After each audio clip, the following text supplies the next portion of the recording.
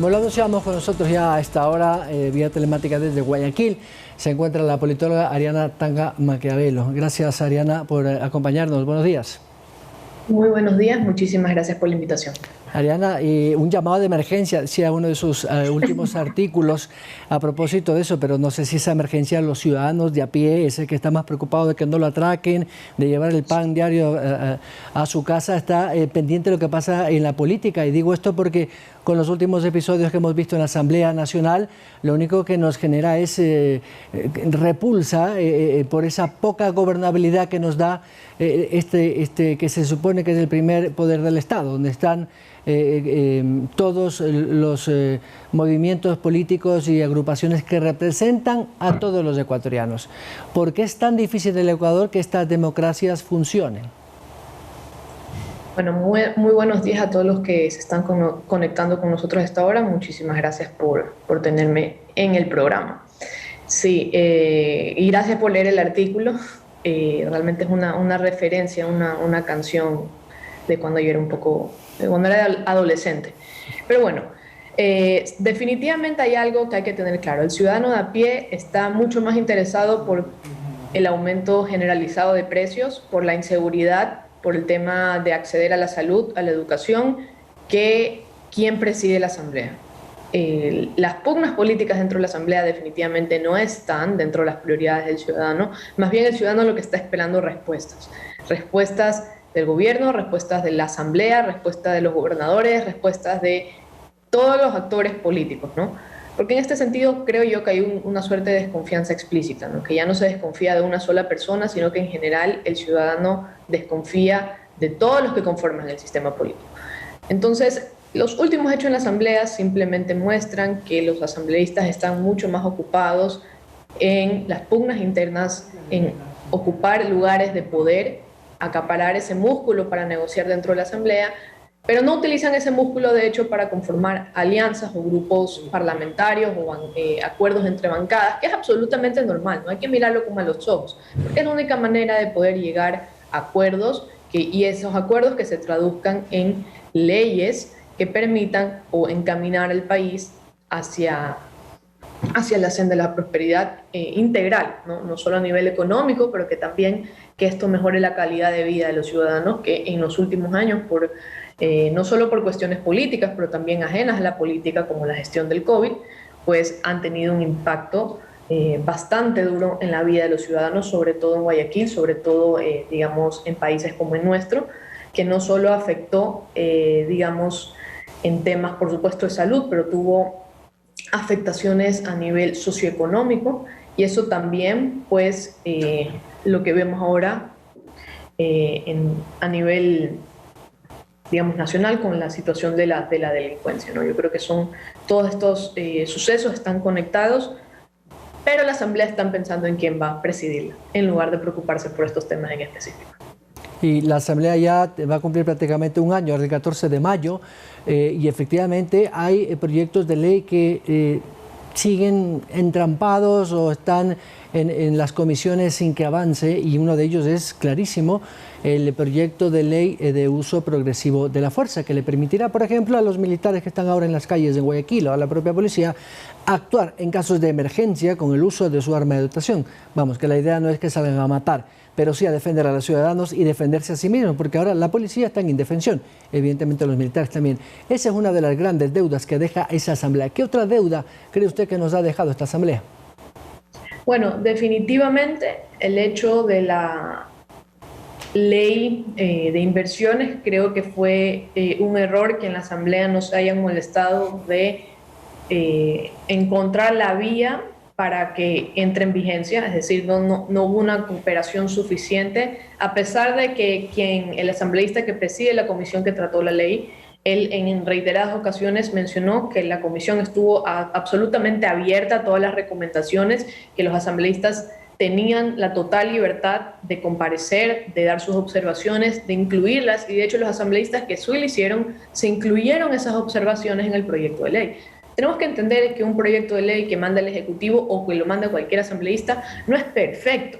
no es que así va a entrar. Esa es la labor legislativa, de que todos los asambleístas puedan participar en el proceso y que si no están de acuerdo con algo, en lugar de decir, ¿sabes qué? No estoy de acuerdo, no te voy a apoyar nunca, voy a decir, voy a dar mis observaciones para mejorar este proyecto de ley y que de esa forma mi bancada pueda apoyarla y podamos votar a favor de esto. De eso se trata y eso es algo que definitivamente no estamos viendo.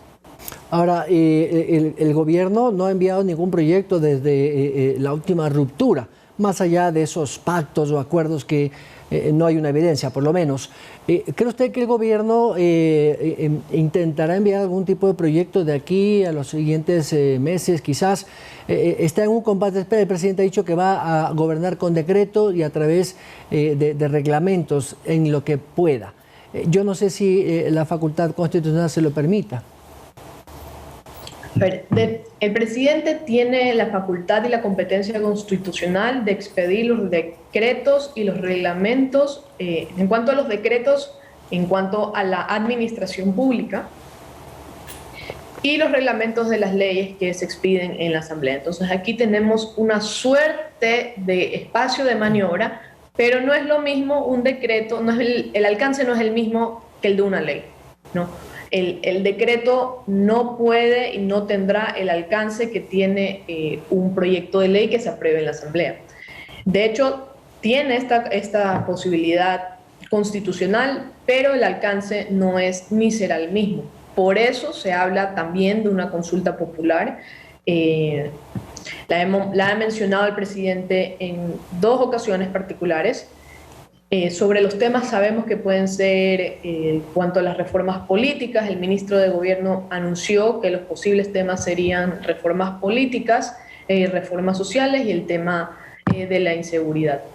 En ese sentido, esa puede ser una opción, pero nuevamente el alcance que tiene un proyecto de ley es mucho más amplio del que puede tener un decreto. Ahora, recordamos que el Ejecutivo también tiene la facultad de las políticas públicas que por supuesto le competen a cada ministerio. Entonces ese también es un campo de acción, pero naturalmente los ministerios no pueden irse en contra del marco de la ley. Entonces es necesario que el marco de la ley se pueda adaptar a la visión de la política pública que tiene el presidente. Entonces yo creo que ahí está un poco, como se dice en inglés, el gridlock a nivel legislativo, y esto es lo que impide que se puedan realizar ciertas cosas a nivel ministerial. Por supuesto que se pueden realizar, se pueden hacer, pero el alcance es distinto. Entonces la labor legislativa de todos modos es fundamental para el país. Ariana, y en este marco y en este escenario, por ejemplo, los ciudadanos, la mayoría, por lo menos eso dicen las encuestas, están con también una desazón y nuevamente una desconfianza en el sistema judicial.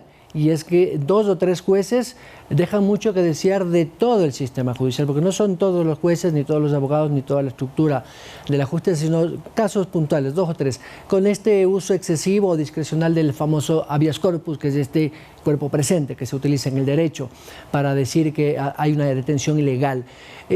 La Corte Constitucional ha entrado en una discrepancia jurisdiccional o jurídica, no sé cómo digan los abogados, entre lo que dice la Constitución y lo que le solicitan los órganos de justicia, llámese la Judicatura o la Corte Nacional.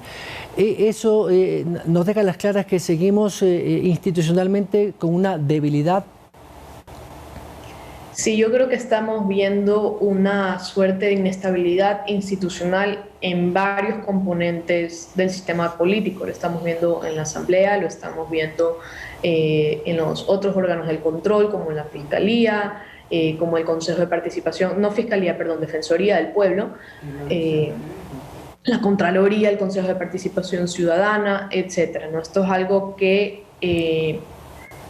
también está retrasando los concursos de elección de las autoridades de control, pero bueno, particularmente en el tema judicial, creo que en los últimos días que se han repartido habeas corpus como regalos en las cajitas felices de los niños, definitivamente mandan un mensaje y todo esto en el contexto de la ola de delincuencia que estamos viviendo. Entonces el ciudadano se siente indefenso por todos los aspectos, no solo indefenso en las calles, pero también el hecho de que los criminales tienen estos beneficios. Entonces, a nivel institucional estuvo esta reunión que tuvieron el Ejecutivo con los diferentes representantes de la función judicial y, digamos, se firmó esta carta para este compromiso donde se mencionaba la labor de la Corte Constitucional, pero al final del día, quien determina si recibe o no la habeas corpus es el juez. Entonces, realmente, a mi criterio, lo que cabe ahí es una evaluación y destituir a todos esos jueces que claramente están abusando de este recurso constitucional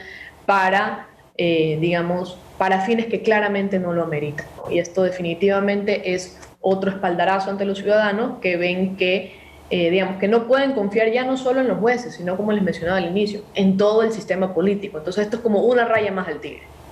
Ariana, y concretamente, y pregunta final, porque estoy contra el tiempo, ¿podría ser, por ejemplo, una de las preguntas que el presidente consulta a los ciudadanos, esto es de reformar la justicia, por ejemplo? Ya lo ha mencionado cuando se habló del tema del Consejo de la Judicatura, pero varios sectores fueron un poco escépticos sobre una reforma a la justicia, porque puede ser un poco delicado, ¿no? Recordemos que en una democracia las funciones son independientes y de cierta forma podría considerarse como una intervención en la justicia, lo cual muchas personas, digamos, cuando sucedió en gobiernos anteriores, lo criticamos. Entonces hay que tener mucho cuidado con ese tipo de reformas para que no vayan encaminadas o que no tengan un resultado adverso de más bien un debilitamiento institucional. Yo pensaría, y creo que es lo correcto, primero agotar la institucionalidad actual, es decir, resolver los problemas con las herramientas que nos provee el derecho para cada una de estas instituciones y a partir de ahí ir identificando reformas específicas y soluciones específicas dentro de este marco legal antes de transitar en una reforma, digamos, un poco más macro. Muy claro el análisis. Ariana Tanca, muchas gracias. Como siempre, un gusto. Igualmente, que tengan un lindo jueves. Gracias a la politóloga y columnista de diario El Comercio, Ariana Tanca Maquiavelo. 7:57, vamos a la última pausa.